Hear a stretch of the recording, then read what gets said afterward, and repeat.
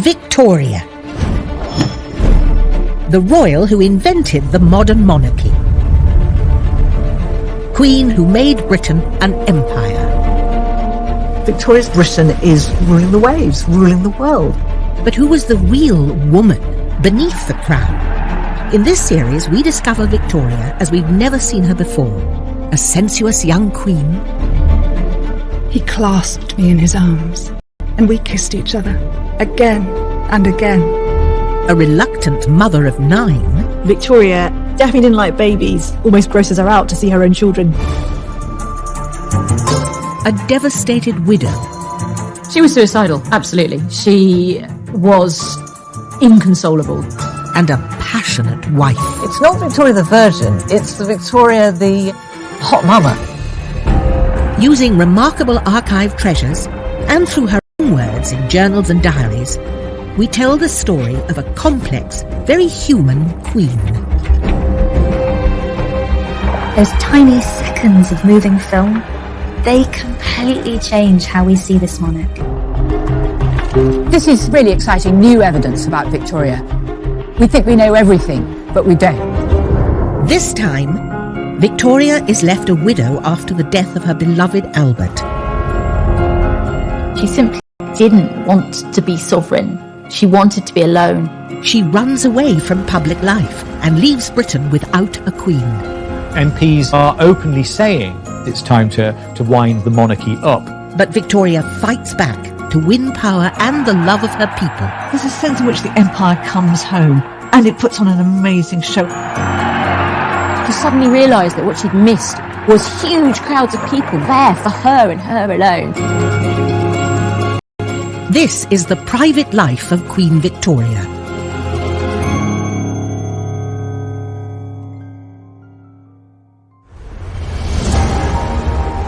After 60 years on the throne, a regal Queen Victoria celebrated her Diamond Jubilee. Victoria was now the ruler of an empire that spanned the globe. She was probably the most famous person on the planet.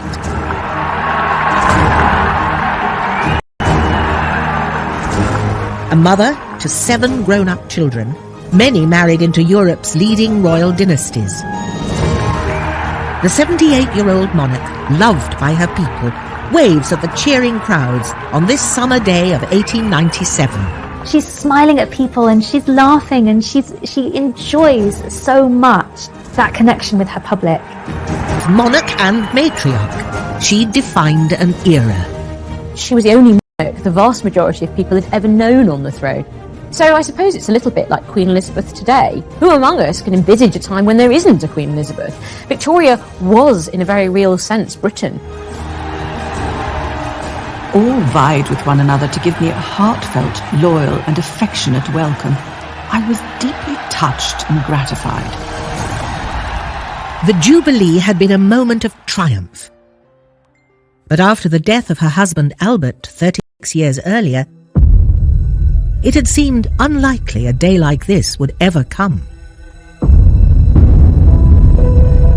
The death of Albert on the 14th of December 1861 sent shockwaves through the country. In London, the bells of St. Paul's rang out, signalling a national crisis. Britain was in mourning for the prince. It was an absolute shock. The man was only 42. It's a little bit like Princess Diana's funeral.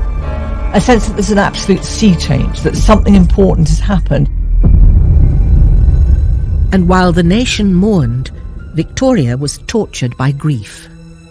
She had lost the love of her life, she'd lost her partner, her friend. In her diary, she wrote, "To lose one's partner in life is like losing half of one's body and soul. It's like death in life." She was suicidal. She was inconsolable. She couldn't use her legs. She stopped eating. The funeral at St. George's Chapel in Windsor was to be attended by dignitaries from around the world. Kings, lords and politicians were there, paying their respects. But unbelievably, Queen Victoria herself wouldn't be there. Women didn't go to funerals because there's a sense in which it's too upsetting for them. They do mourning work, if you like, but they do it at home. And as a dutiful wife, Victoria followed convention. Victoria was a woman, and she was expected to adhere to the norms of society. Women were seen as more hysterical, they were seen as more emotional, they were seen as much less rational. So, despite being ruler of the British Empire, doctors told Victoria to stay away from the funeral and go home. She travelled back to Osborne House on the Isle of Wight, 60 miles away from Windsor, and the prying eyes of the public.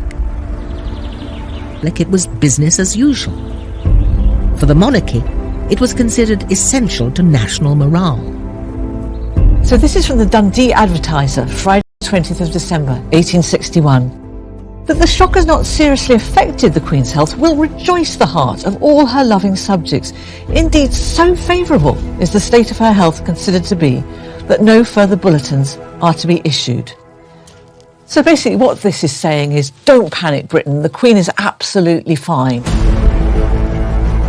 Except we know she really, really wasn't.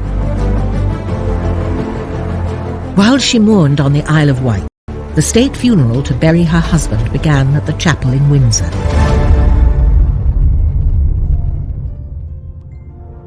Desperate to be close to the great love of her life, Victoria had placed a last memento with his body.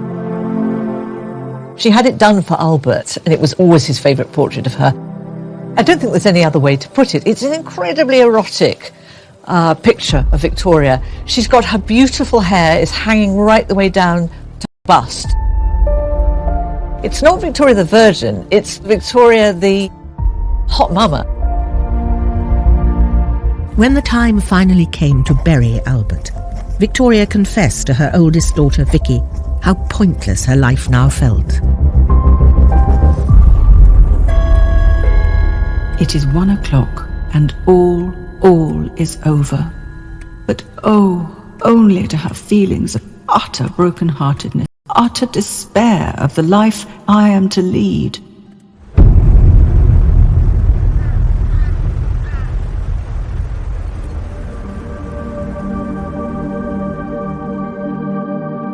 After Albert's death, Victoria stopped writing in the diary she'd kept since a child. Now, nearly 3 weeks later, she began writing again, but only to say how desperate she felt. I have been unable to write my journal since the day my beloved one left us, and with what a heavy, broken heart I enter on a new year without him. Victoria hadn't only lost her soulmate, but her great support, and now she'd have to manage alone. A widow queen without Albert by her side. She kept his room exactly as it was when he died. Right down to the little glass that he'd used to take his medicine from, that remained in the room. The servants would come in every morning to lay out fresh towels, fresh clothes, and hot water for him to shave with.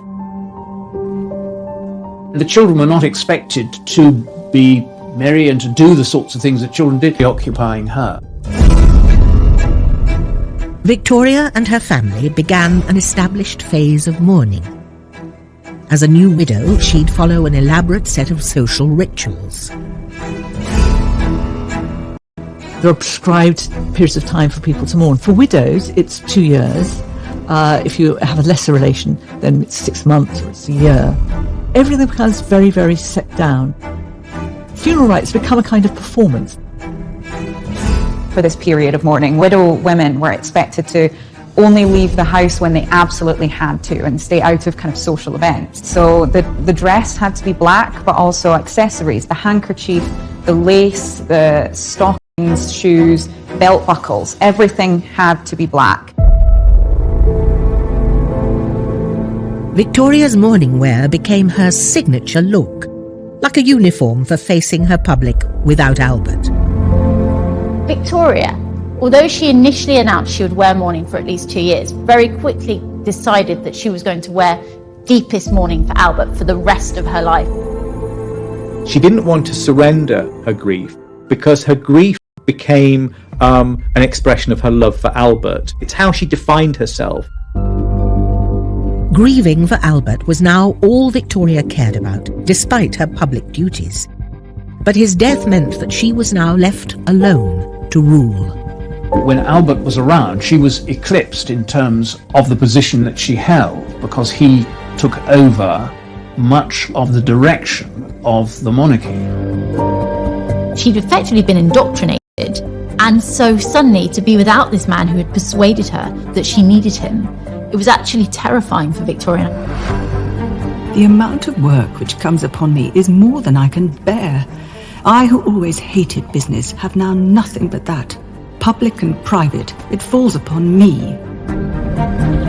Soon the pressure to be monarch and widow was too much.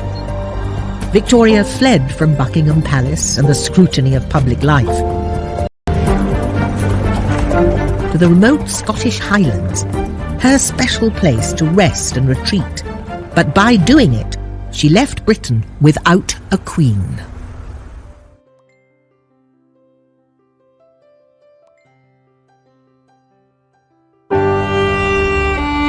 Overwhelmed by the death of her beloved husband Albert, Victoria had abandoned her duties as queen to grieve in private.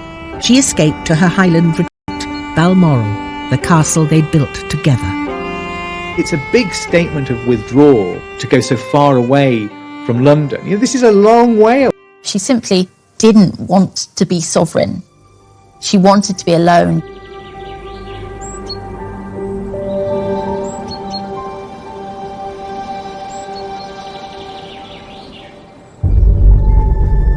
Balmoral gave Victoria the privacy she wanted, but it came at a cost. It was filled with memories of Albert. Everything, even down to the smallest detail, is somehow associated with him and his memory. She kept the rooms, everything as it had been when Albert was there, like she did in other palaces. And so every time she went into one, she would see his hunting rig, she would see his cap. It was a very sad place for her. Eventually the castle became too much, and she built a private cottage just for her and called it her widow's house. She really did use that as a way of retreating from Balmoral, which was itself a retreat from London life. Reached the glass-out shield at 6:30. It looked so cheerful and comfortable, all lit up, and the little rooms are so cosy and nice. She would go with very select groups, so one lady, maybe just a couple of servants and one chef. And there they would eat very, very simply. She would, for example, go fishing and then they would eat their catch by the side of the river.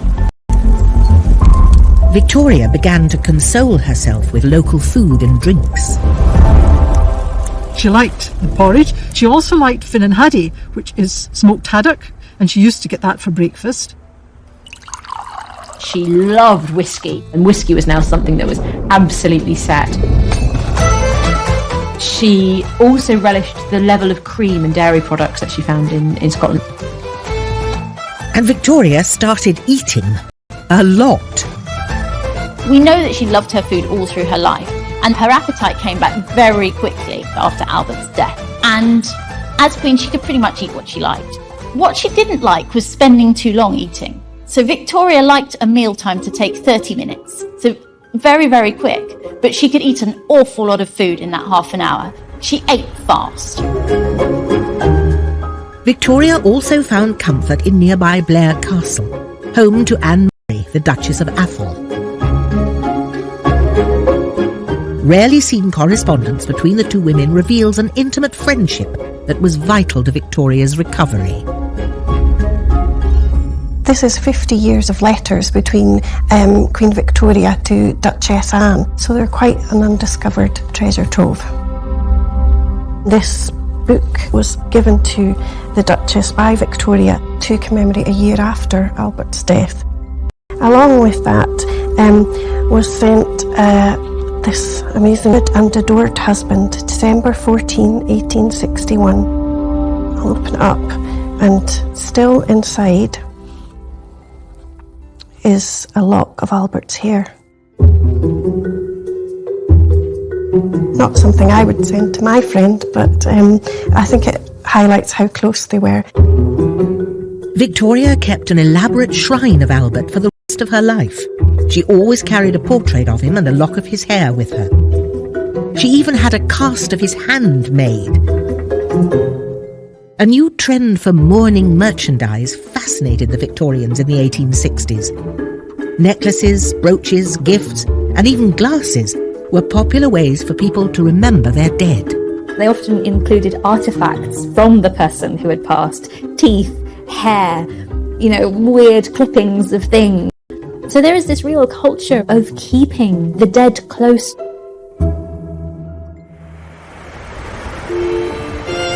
Victoria stayed in the Highlands well beyond her official 2-year period of mourning, returning only occasionally to Osborne House or Windsor to see the family. The magic of the Highlands and the escape from her public life and duty suited the Queen. Our beloved Balmoral, with its glorious scenery and heavenly air, its solitude and absence of all contact with the mere miserable frivolities and worldliness of this wicked world. But after more than 20 years of marriage, Victoria felt increasingly alone, and she began to crave male companionship.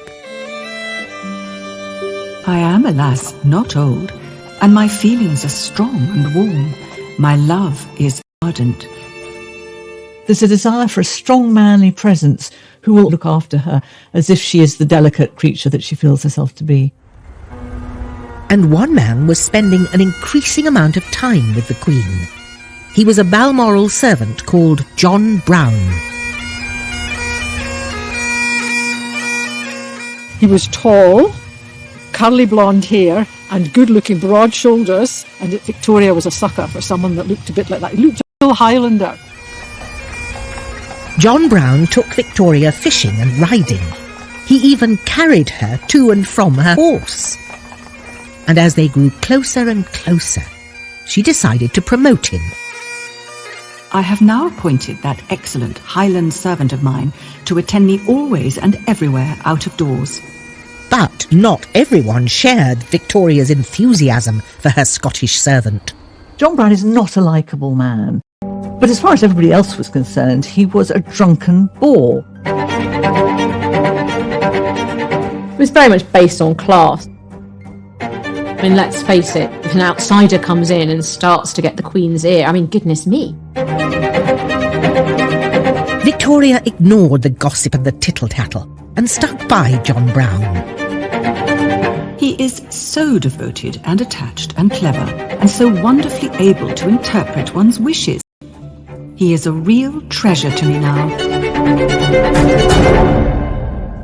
They would go out sitting on hillsides in the rain drinking whiskey together. They would also have an awful lot of private time together. The little cottage that she built for herself.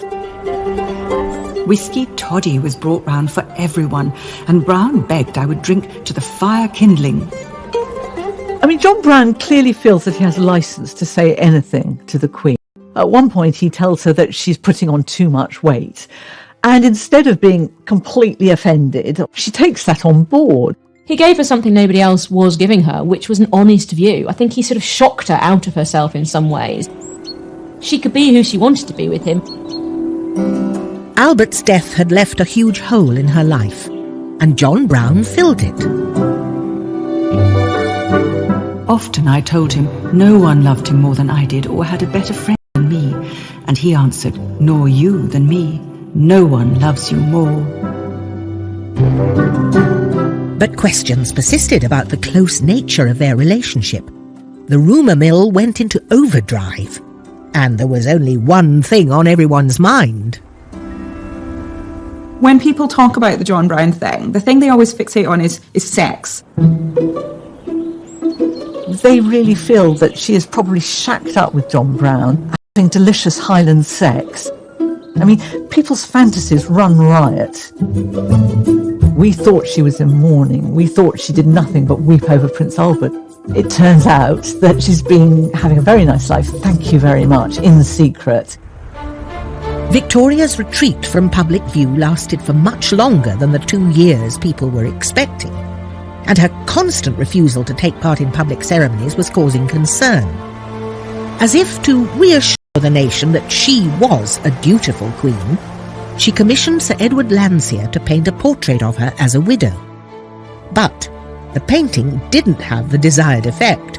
In fact, it backfired, and when it was shown, her popularity took another dive.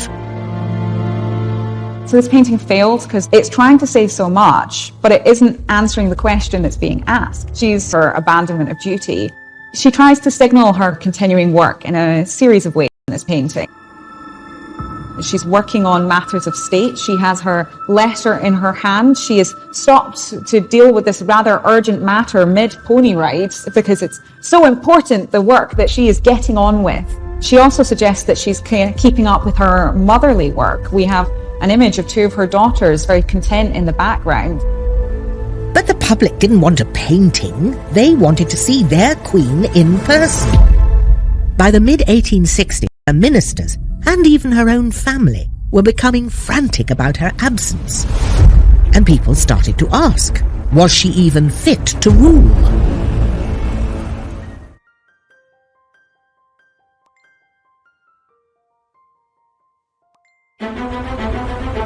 The death of Prince Albert devastated Victoria. Consumed by grief, she locked herself away in Balmoral, far away from her subjects and her royal engagements. But after 5 years of mourning, the country had had enough.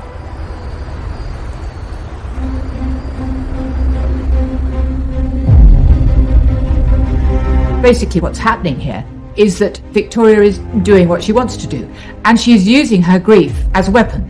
Because when people say you ought to spend more time in London and you ought to be seen, she says, I can't possibly do it.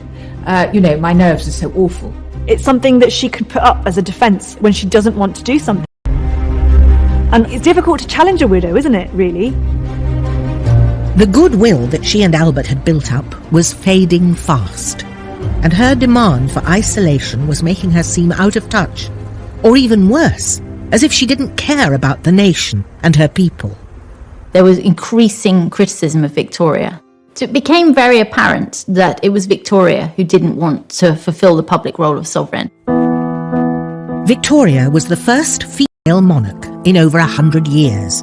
But increasingly in the 19th century, work among the middle and especially the upper classes became the province of men. Women were expected to stay at home. People felt unsure about Victoria's ability to be a woman, a mother, and a queen all at the same time.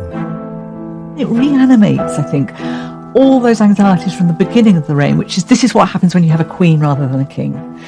If you have a king, he will have certain constitutional duties and he will feel obliged to do them. He may do them badly, but he will feel obliged. The queen will somehow invoke her right to be a private woman, to be a mourning widow, to be just not able to cope at the moment, will be allowed to be a woman at home. And there's a real sense in which duties was helping to fuel a new and energised clamour to get rid of the monarch. There are radical politicians, MPs in Parliament, who are openly saying that perhaps it's time to wind the monarchy up. Yet Victoria remained hidden away in Balmoral, dressed in her black dresses, stubbornly refusing to carry out the duties of state. Victoria very much ignored the problem. She didn't want to be told that her conduct was causing her unpopularity. A rare diary, kept in the Royal College of Physicians in London, reveals how the Queen's inner circle felt about her behaviour. The journal belongs to Sir James Clark, the Queen's doctor and confidant, and it shows how concerned he was about her. This is what Sir James Clark wrote in his memoir in December 1865. He's talking here about Prince Albert.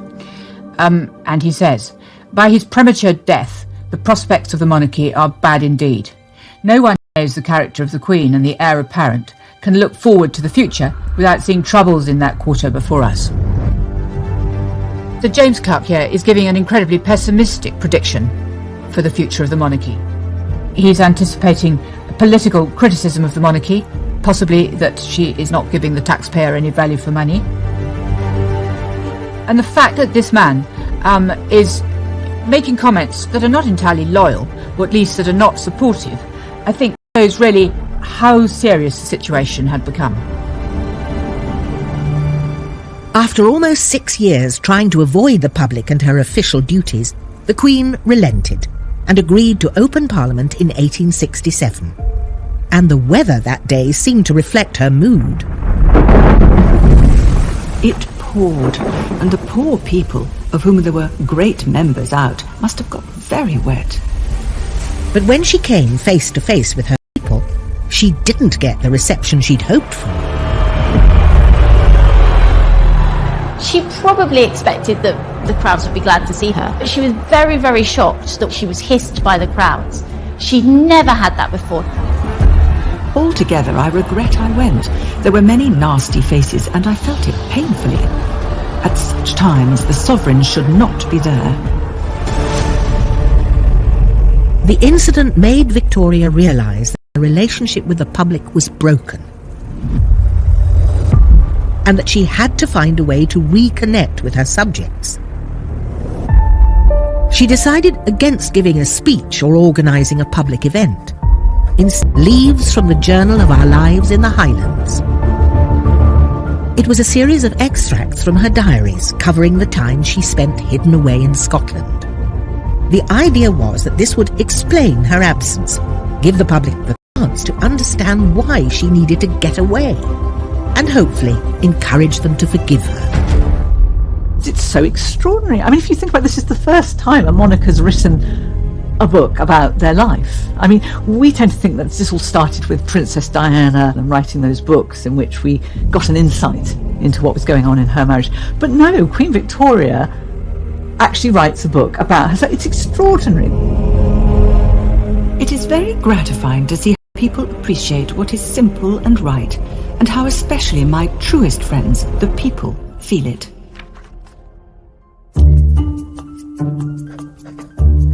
Victoria was really proud of her book and wanted to show it off to those she admired, particularly her favourite writer, Charles Dickens. He agrees to meet her, and she very coyly gives him a copy of her book and says something along the lines of, "Mr. Dickens, I know I'm not really a patch on you, but, please accept this."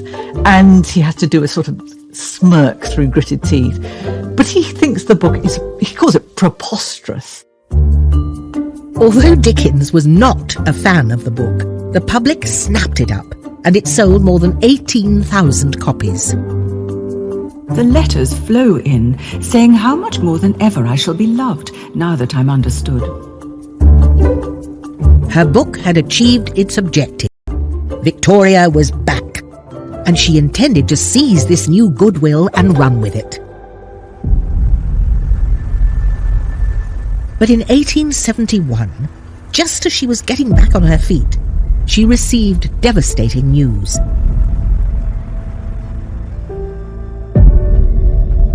Her son and heir to the throne, Bertie, had fallen seriously ill with typhoid and was clinging to life.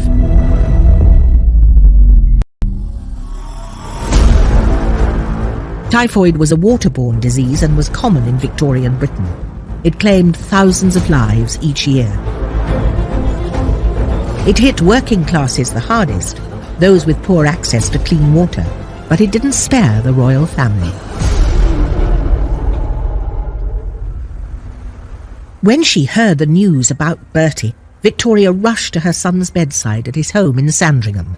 We know from the diary that she was there with him most days, watching him, and he's not always lucid, and she was very concerned about his health. Kissing and stroking his arm. He turned round and looked wildly at me, saying, "Who are you?" And then, "It's Mamma." "Dear child," I replied.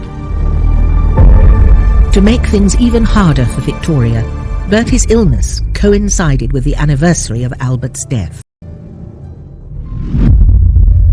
It looks as though Edward may die on the very day that Albert died. It's exactly 10 years.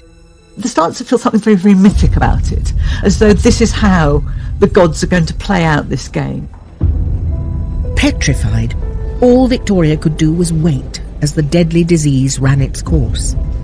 Outside the palace, the nation was also waiting and watching, desperate for news of the future heir. And as they waited, what they saw was their queen as a caring mother, tending to the needs of her sick child. By looking after Bertie, she was looking after both her son and her heir, and that was the work of both the queen and the mother. And so this was her being sort of constantly there. It really touched a lot of people. Finally, on the anniversary of Albert's death, Victoria received some good news. It seemed hardly possible to realise the day and to feel that on this very day, our dear Bertie is getting better instead of worse. Victoria seized the opportunity to share the news of his miraculous recovery and her joy as both a mother and a monarch. It seemed like a message from Albert that this was her moment, and she took it.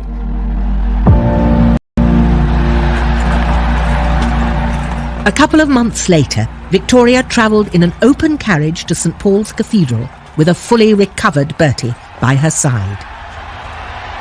An estimated crowd of 13,000 people were waiting for them to help them celebrate a grand Thanksgiving ceremony for Bertie's recovery. After 10 years of near absence from public life, the Queen was finally ready for her big comeback.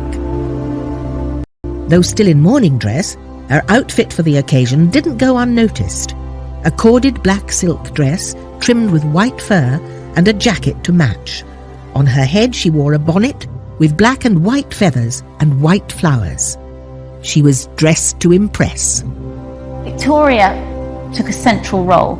She entered St Paul's Cathedral, and it must have been such a big deal for her. The last time that she'd really appeared in public, she'd been hissed by the crowds. She was anxious about being seen. She'd changed a lot in the 10 years. But I saw the tear in Bertie's eyes and took and pressed his hand. It was a most affecting day, and many a time I repressed my tears. She is not a woman that goes in for much physical affection. You know, she's not a hugger and a patter, and she takes his hand. It's extraordinary. She's clearly very, very moved. In that moment, things are more or less put right between the monarch and the British people, because they put themselves on display. This time, as Victoria and Bertie drove back to Buckingham Palace, the streets were packed with cheering supporters. By now, Victoria was 52 and had been on the throne for over 34 years. But it was at this point of her reign that she felt truly united with her country, and they with her. I still hear the ringing cheers, and never can I forget the enthusiasm. it had taken her a decade to come out of her shell, but she was really bucked up by the crowds. And it clearly had a huge effect on her morale and her confidence that perhaps actually she could do this, perhaps she could rule by herself. Victoria was now ready to start a new chapter in her life. And just in time, as she was about to become the most powerful woman on earth.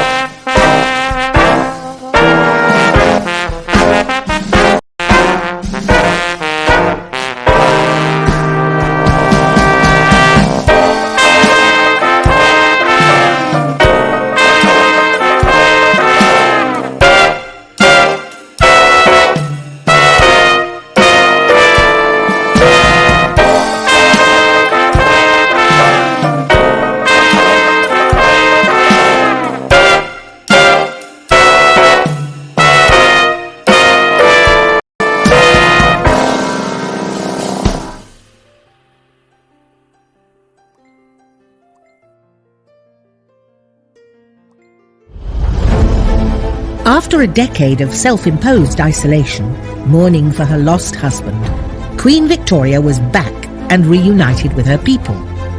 To celebrate her return, she wanted to make a statement on a grand scale. So she decided to take over a project already started by Albert, the redevelopment of West London.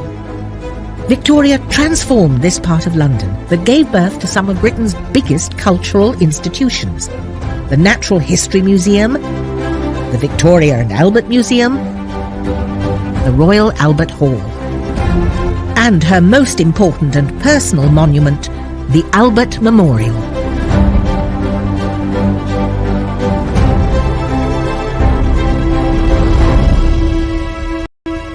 After the dreadful calamity of December the 14th, I desired that dearest Albert's statue should surmount it.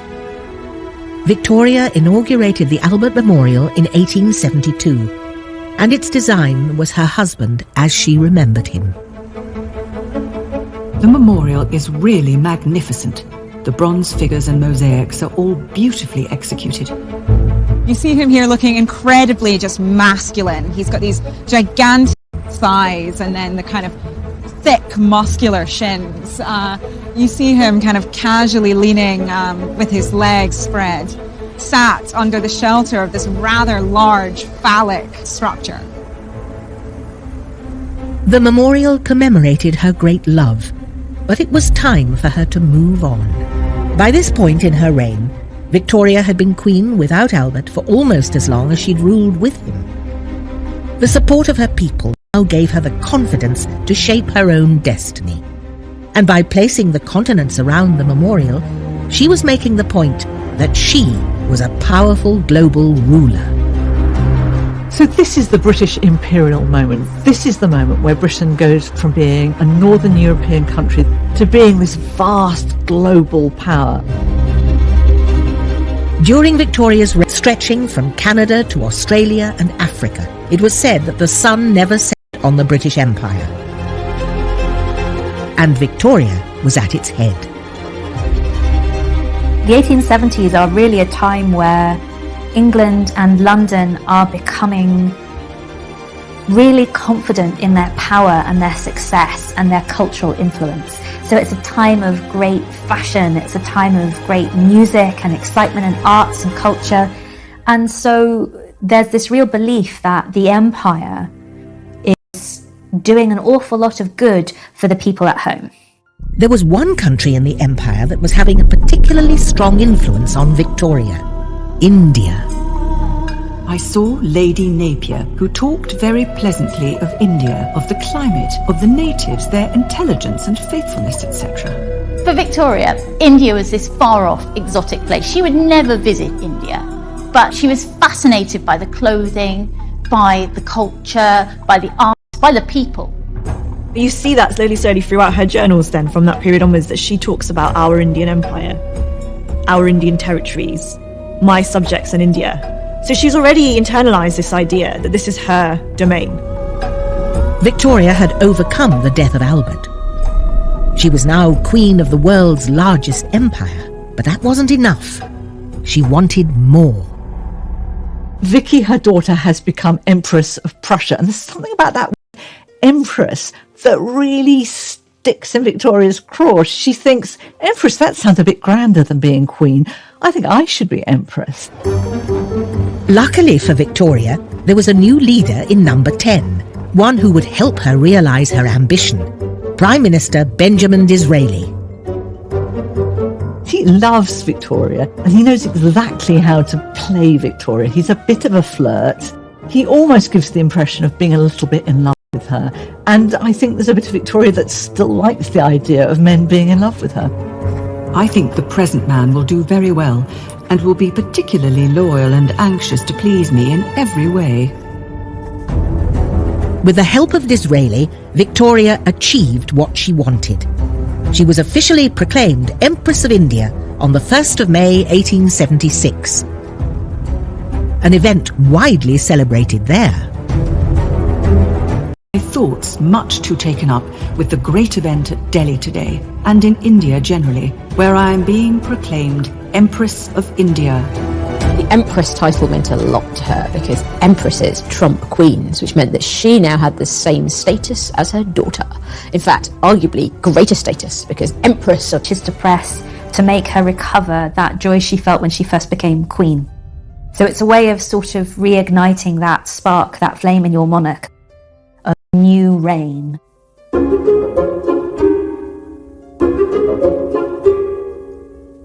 Re-energized as Empress of India, Victoria embraced a new confident style and image.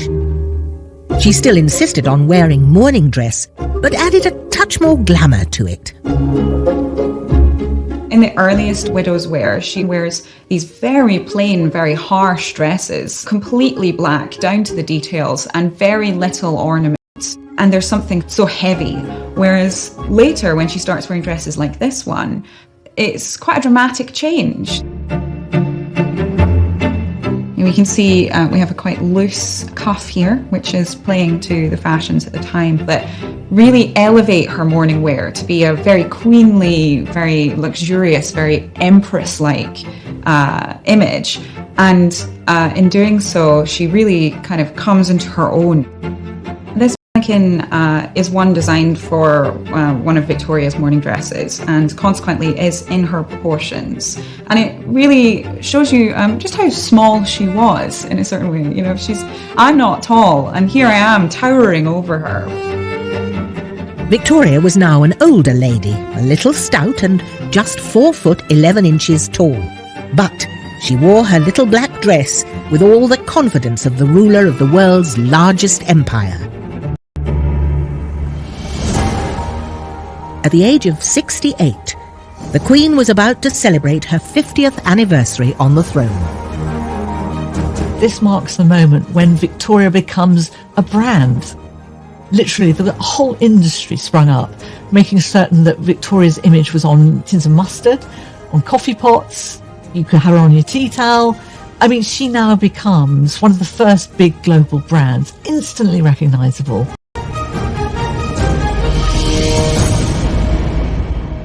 But while the whole world was getting excited about the Jubilee preparations, Victoria wasn't in the mood to celebrate. The day has come and I am alone.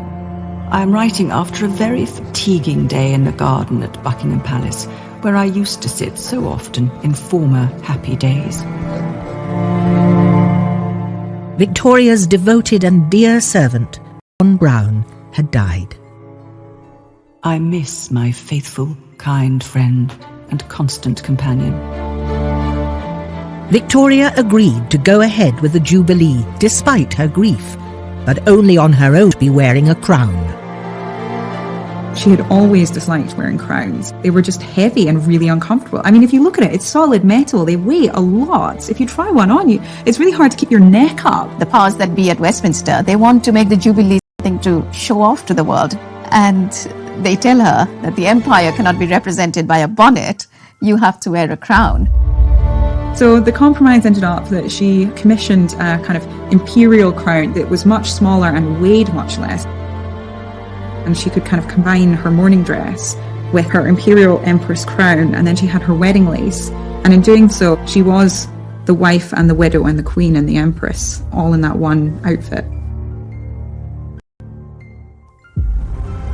As people flocked from all over the empire to cheer their empress, London was transformed. For the first time, Britons get a sense of what empire looks like, what it means. It's not just a question of having goods coming in and goods going out.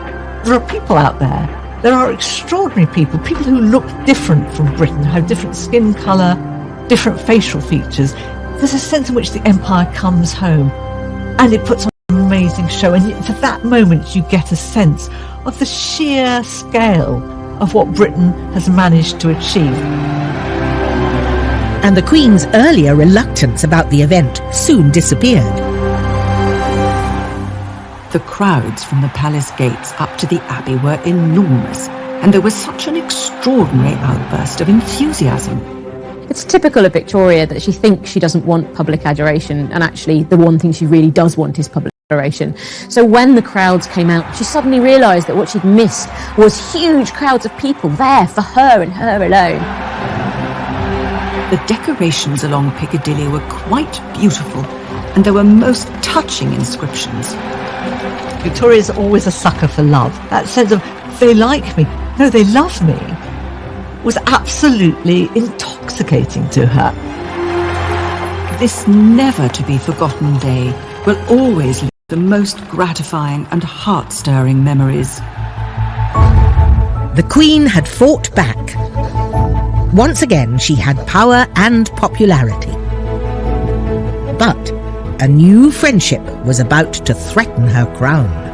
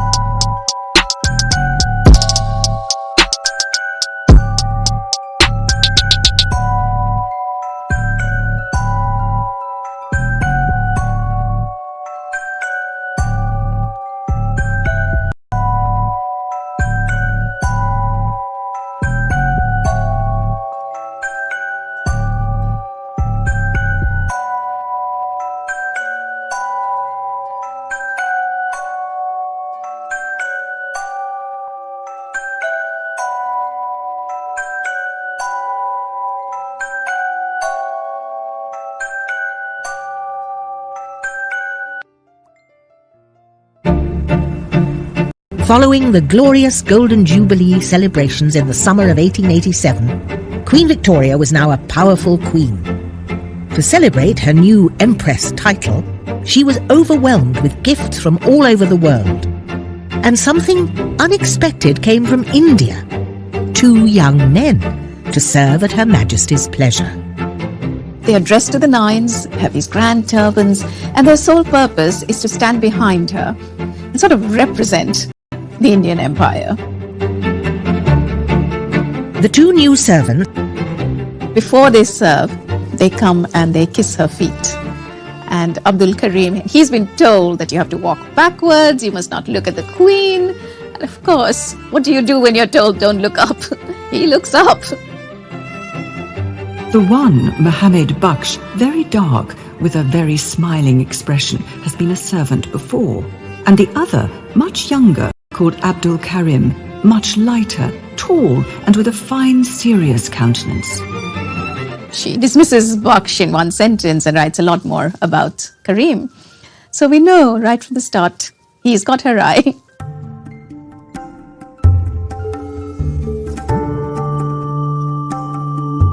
By the time Abdul Karim came on the scene, Victoria was almost 70. But despite her age, she was longing for someone to love.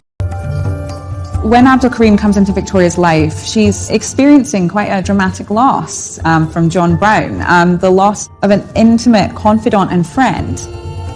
Quite quickly, as he and Victoria begin to communicate, and she sees that he is somebody who's clever and educated and talented and skilled, but also becomes quite attracted to his personality. It looked as if Abdul could become the latest in line of Victoria's male companions. To keep him close to her, she decided to take Urdu lessons from him, and she promoted him to be her personal secretary, or Munshi in Urdu. I particularly wish to retain his services as he helps me in studying Hindustani, which interests me very much, and he's very intelligent and useful. She took great pleasure in learning and writing this new language from her ever-expanding empire, learning to say things like, "The tea is always bad at Osborne House. The egg is not boiled enough." She got off on the fact that she could learn something new even at a relatively advanced age. And he was someone who thrilled her with his exoticism, with his words, with his personality. He tells her about, the heat and dust, the color, the festivals, the spices. Suddenly she's transported into a different world. She lets Abdul have more and more influence over her. Following Abdul's advice, she built a grand entertainment room at Osborne House, in the style of the Indian emperors, known as the Durbar Room. A sort of mini India on the Isle of Wight. This room reflects this exuberance she was feeling. Her spirits had really revived, and I think this really invited guests. She showed off her mini India to the world. So every detail from here was actually planned in India. Every object in this room, the lamps, the curtains, the carpet, they were all brought from India. The room looked very fine, with the chimney piece finished and surrounded by a beautiful peacock with a spread tail. Victoria used the room to entertain guests from all over the world and remind them of her status as Empress of India. So this beautiful book is the ledger of all the menus of the lunches that were done in Osborne House. So let's open it up a bit. There we go. Wow. It's heavy. So this is the lunch menu from Sunday the 13th of February. And it's got lots of items listed on it. Some are in French. But here we have the very special item that was one of Queen Victoria's favorites, and it's Indian chicken curry. And this was served nearly every day. The other favorite was dal, which was also served, so she was the original curry fan. Does show her interest in food, her adventurousness, and her open-mindedness as well when it came both to food and to cultures which were not her own. Victoria loved her food, and her new fondness for curry became a national obsession. We do see that real curries, that real taste, real spice, how to cook them, starts to make its way from Victoria's court out into the general public. And people like Eliza Acton, who publishes a very famous cookbook for housewives, especially for middle-class housewives, starts to include recipes for how to make your own curry. While Victoria was enjoying eating curries and spending time with Abdul, friendship didn't go down well with the rest of the court. It crosses so many taboos. He's much younger than her, he's very lowly born, and of course he's of a different ethnic background. I mean, that is so shocking to people.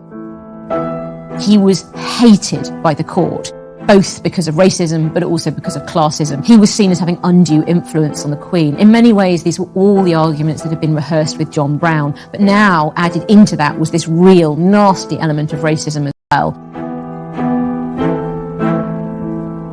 Once again, Victoria's personal life threatened her position as Queen. Soon, even her own children joined the conspiracy and turned against her. Bertie in particular. She's treating Abdul as the son, and the real son is sort of being sidelined. And there is this letter, and you will be courteous to the Munshi, you will do this, you will do that. And at the end of it, It's Sisi, the Munshi. So he's copied in on this letter. Bertie's so furious with their relationship, he does something incredible. He sends a letter to the Queen's doctor and asks him to write a report suggesting that she should step down on grounds of insanity. Well, Queen Victoria is Queen Victoria. She is not going to be bullied by her doctor or her son or the household. So she gives it right back to them. Victoria was ahead of her time when it came to racial justice. In anger, she wrote a cutting letter to the court, accusing them of snobbery and racism. The Queen would wish to observe that to make out the poor good Munshi is so low is really outrageous, and in a country like England, quite out of place. Victoria, even in her old age, is a feisty woman. I think she is enjoying this, this clash she's having with her son, with the household. It's giving her a lot of energy. Victoria won the fight and kept Abdul by her side for the rest of her life. To her family and her nation, the feisty queen seemed tireless and eternal. But her energy couldn't last forever.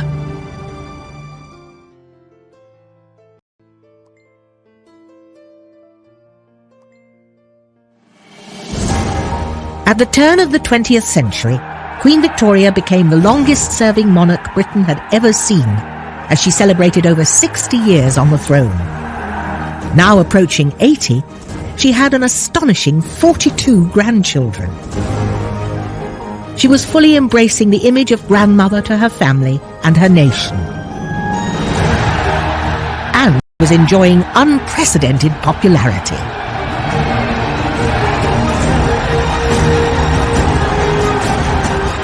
No one ever, I believe, has met with such an ovation as was given to me.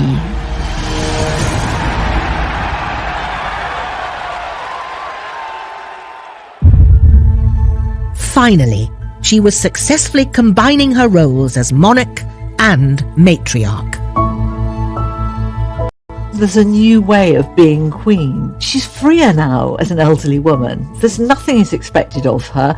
All the early battles are won. And there's a sense in which all she has to do now is relax and claim that popularity. Some remarkable footage taken during a visit to Dublin.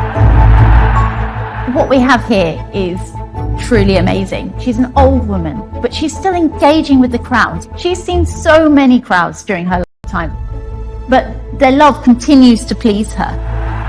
I can never forget the really wild enthusiasm and affectionate loyalty displayed by all. Those tiny seconds of moving film, they completely change how we see this monarch. She's not dull and boring and a woman trapped in grief who has no joy in life.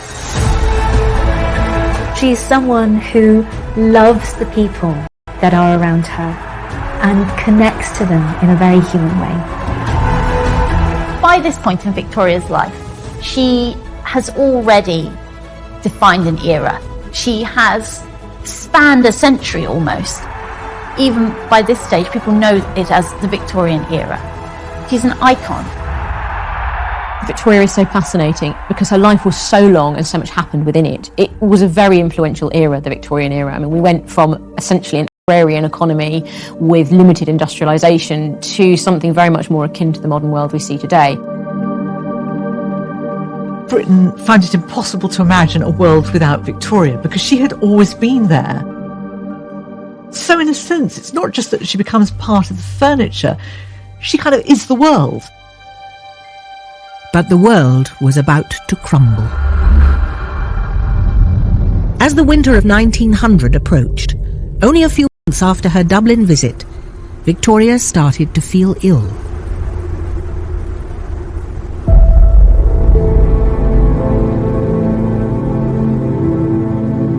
I have not been feeling very well these last days and can eat very little.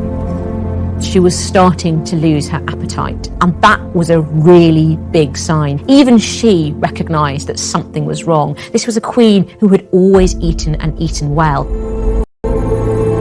sitting through meals, unable to eat anything, is most trying. The Queen was exhausted. She left Windsor and went to rest at Osborne House. She continued keeping her diary until she physically couldn't. On the 13th of January 1901, after 69 years of almost uninterrupted journaling, a diminished Victoria dictated her last diary entry to her daughter. Had a fair night, but was a little wakeful. Got up earlier and had some milk. At 5:30 went down to the drawing room, where a short service was held. A week later, on the 22nd of January 1901, Victoria was lying in bed. She couldn't believe the end was coming. I don't want to die yet. There are several things I want to arrange. She died a lot and kept coming back to life. So in the morning they thought they were going to lose her as she slipped slowly to what looked like a final coma. But no, she fought her way back again. She even signed some letters and had something to eat. You really do get a sense of a queen who still sees that there is life to be lived and isn't willing to stop living it yet. But that same day, at 6:30 p.m, Victoria whispered her final words. Interestingly, her last words are supposed to be Bertie. We don't know if that was said in sorrow, anger. I think it's very, very telling, because she knows now this young man, now actually 59, is the way forward.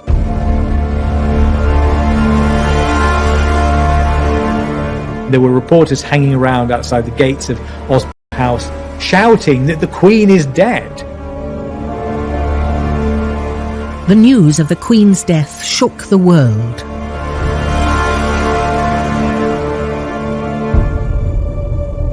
I think people feel that something of their own lives has gone. There's a sense in which they have lost a family member.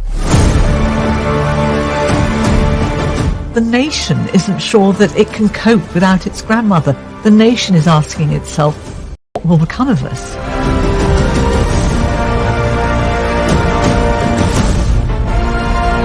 It was a great break in history. People were aware of it, just as they were aware when 9/11 took place. This was, I think, visible in the tributes that were paid to her. Everybody wearing black. Even the prostitutes wore black. The world was in mourning, just as Queen Victoria had been for half of her life.